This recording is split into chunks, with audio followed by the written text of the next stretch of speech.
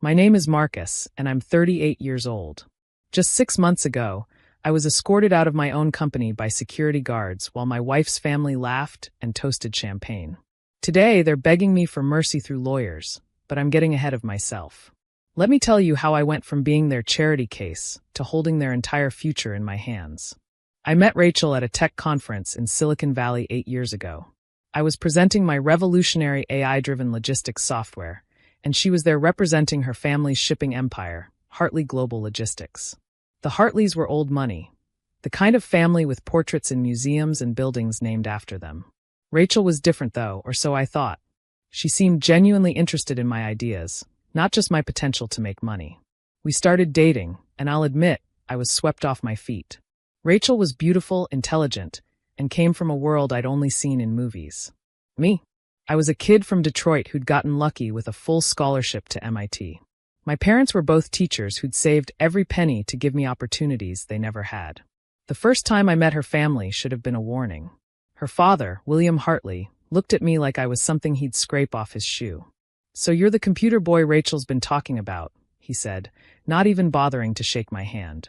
Her mother, Victoria, literally looked me up and down and asked, "And your family is from? Where exactly?" Her brother James was worse. He, accidentally, spilled red wine on my only good suit and laughed. "Don't worry, I'm sure you can find another one at the thrift store." Rachel apologized later, said they were just protective. I was too in love to see the red flags. Despite their obvious disdain, I proposed to Rachel after 2 years of dating. She said yes immediately, and I thought maybe her family would warm up to me.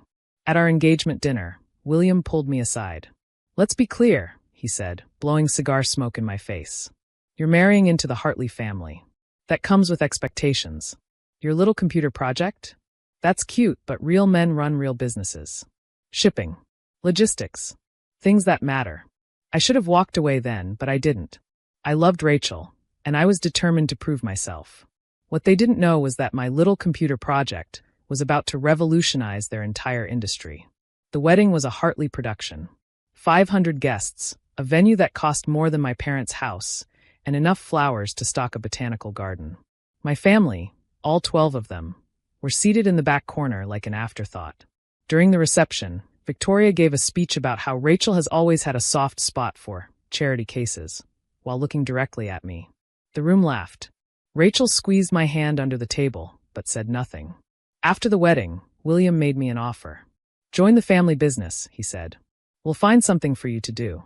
Can't have a Hartley son-in-law playing with computers in his garage." The condescension dripped from every word, but I saw an opportunity. I agreed, but with conditions. I would join Hartley Global, but I would also continue developing my software. William laughed. "Sure, kid. Whatever keeps you busy." They gave me a tiny office in the basement, officially making me junior technology consultant, a made-up title with no real responsibilities. They thought they were humiliating me. Instead, they gave me inside access to their entire operation. I spent my days studying their systems, their contracts, their inefficiencies. At night, I refined my software, building something that could revolutionize how they did business. Rachel and I moved into a house her parents bought, another thing they loved to remind me about. "Must be nice living in a house you could never afford," James would say at every family dinner. Rachel would change the subject, but she never defended me. I told myself she was just keeping the peace. After a year of being their basement joke, I was ready. I presented my logistics software to the board, an AI system that could optimize shipping routes, predict delays, reduce costs by 40%, and increase efficiency by 60%. Even William couldn't hide his interest. The board was impressed. They agreed to a pilot program. Within 6 months, my software had saved them $8 million. Within a year, it had transformed their entire operation. Clients were amazed. Competitors were jealous. The financial press started calling Hartley Global the most innovative logistics company of the decade. Did they thank me? No. William took credit in every interview. James told everyone it was his idea. Victoria started introducing me as the help at social events. But I didn't care anymore. Because while they were busy taking credit, I was busy taking control. You see, I'd learned from the best. William had taught me through his treatment that in business, you protect yourself first. So when I developed the software, I didn't do it as a Hartley Global employee. I I did it through my own LLC, established before I joined the company. The patents? All filed under my company, not theirs. The contracts? Licensed to Hartley Global, not sold. But I went deeper. I studied their corporate structure and found something interesting. The Hartley Family Trust, which controlled 51% of the company, had a fascinating clause. If the trust ever became insolvent, control would pass to the company's largest creditor. It was meant to keep the business in the family, a safeguard against hostile takeovers. They never imagined the call would come from inside the house. I started acquiring their debt. Every loan, every bond, every financial instrument I could find. I used the money from my software licensing fees, loans against my patents, and something else, Rachel's money. See, when we got married, she insisted on joint accounts. What's mine is yours, she said. I don't think she meant it the way I took it, but legally, she was right. 3 years into our marriage, I owned 73% of Hartley Global's debt. They had no idea. They were too busy humiliating me to notice the ground shifting beneath their feet. Rachel was too busy spending money and avoiding confrontation to notice our accounts draining. I was patient. I waited. The moment came last year. The shipping industry hit a rough patch. Hartley Global needed a major loan to stay afloat. Every bank turned them down. The industry was too volatile. That's when I made my move. Through a series of shell companies, I offered them the loan they needed. $50 million at reasonable terms.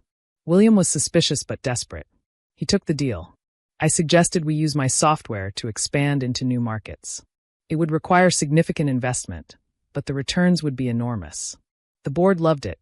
We expanded aggressively, new routes, new warehouses, new contracts. All powered by my technology. All adding to their debt. Then came the board meeting 6 months ago.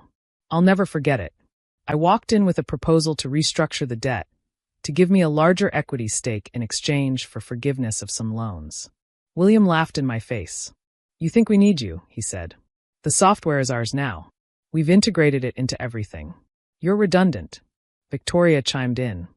It's time we discussed your future here, Marcus. Or should I say, your lack of one. James had already drawn up the paperwork. They were terminating my employment, buying out my minor equity stake for a pittance. Don't worry, William said. We'll still license your software. We're not monsters. But it's time you moved on. This is a family business, and well, you're not really family. I looked at Rachel. She was examining her manicure, refusing to meet my eyes. Rachel? I said. She shrugged. It's for the best, Marcus. You never really fit in here anyway. The board voted unanimously to remove me. Security was already waiting outside. As they escorted me out, William called after me. Thanks for the software, charity case. We'll take it from here. I went home to an empty house. Rachel was staying at her parents' place until things cooled down.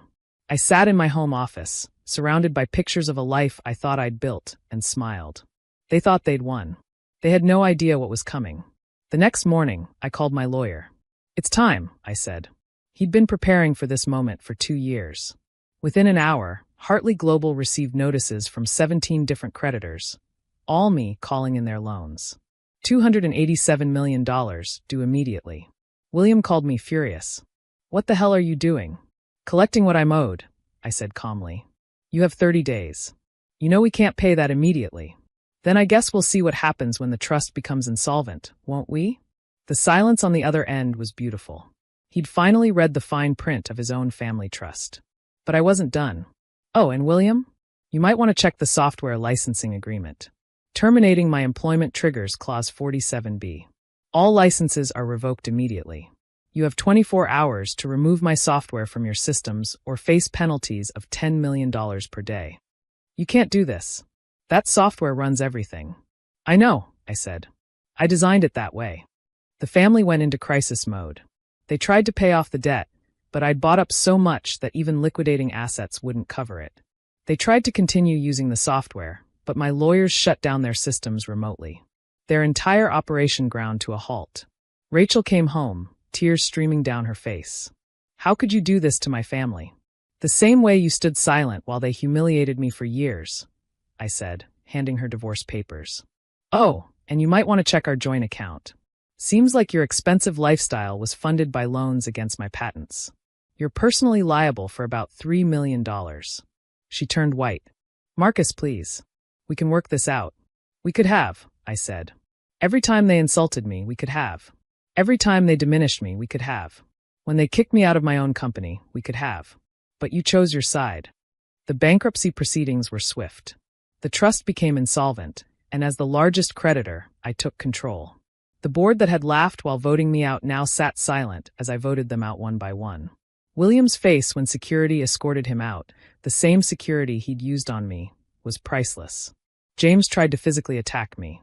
He screamed about family legacy, about how I'd destroyed centuries of tradition.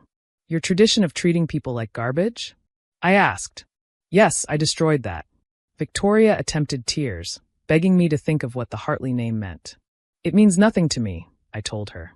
Just like I meant nothing to you. I restructured the company, keeping the valuable parts and selling off the rest. The Hartley name? Gone. The family fortune? Absorbed into paying off debts. Their homes, their cars, their art collection? All collateral that was liquidated. Rachel and I divorced quickly. She tried to claim I'd hidden assets, but my lawyers presented years of financial records showing everything was legal. The prenup her father had insisted on, meant to protect their wealth from me, ended up protecting my wealth from them. She got nothing. Last week, I received a call from William. He's working as a consultant now, the irony not lost on either of us. Please, he begged.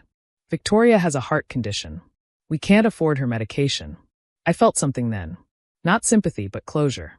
You know what, William? I'll help. I'll pay for Victoria's medication. Thank you, Marcus. Thank you. On one condition, I continued. You publicly admit what you did. How you treated me. How you tried to steal my work. Everything. The line went quiet. I can't do that. Then I can't help you. Good luck, William. I hung up and looked around my new office, the one that used to be his. The portraits of Hartley ancestors had been replaced with pictures of my parents, my real family. The ones who taught me the value of hard work and the importance of standing up for yourself. My company is worth $2 billion now. My software runs logistics operations for half the Fortune 500. I've created scholarships for kids like me, smart, driven, but born into the wrong families. Kids who are told they don't belong. Sometimes I think about Rachel. She's living with her parents now, all four of them in a 2-bedroom apartment. I heard she's working as a receptionist. James is driving for a rideshare company. The mighty Hartleys, reduced to the working class they so despised. Did I go too far? Maybe. But every time I doubt myself, I remember William's face as he called me a charity case. I remember Victoria's smirk when she called me the help. I remember James's laughter as he spilled wine on my suit. Most of all, I remember Rachel's silence, her choosing them over me every single time. They thought they were teaching me a lesson about power and privilege. They were right. They taught me that power isn't inherited, it's taken. They taught me that privilege can be destroyed by someone smart enough and patient enough to play the long game. They taught me that family isn't about blood or names or tradition. It's about loyalty. The last time I saw William, he was leaving a job interview at one of my subsidiary companies. He didn't know I owned it. He looked older, defeated. For a moment, our eyes met. He looked away first. Mr. Chun, my assistant said, entering my office. The Hartley estate auction is tomorrow. Did you want to bid on anything? I thought about it. Their family home, the place where they'd humiliated me countless times, was up for sale. Yes, I said. Buy it all. Then donate it to the city for a youth center. Make sure the Hartley name isn't on it anywhere. She nodded and left. I turned back to my window, looking out at the city skyline. Somewhere out there, the Hartleys were learning what it felt like to be powerless, to be dismissed, to be treated like they didn't matter. They called me a charity case. They were right. I was their charity case. I gave them every opportunity to treat me with respect, to see my worth, to be decent human beings. They chose cruelty instead. Now they're the ones who need charity. And just like they showed me, I'm showing them exactly how much they deserve. Thanks for watching. See you again in the next video. Stay stunned.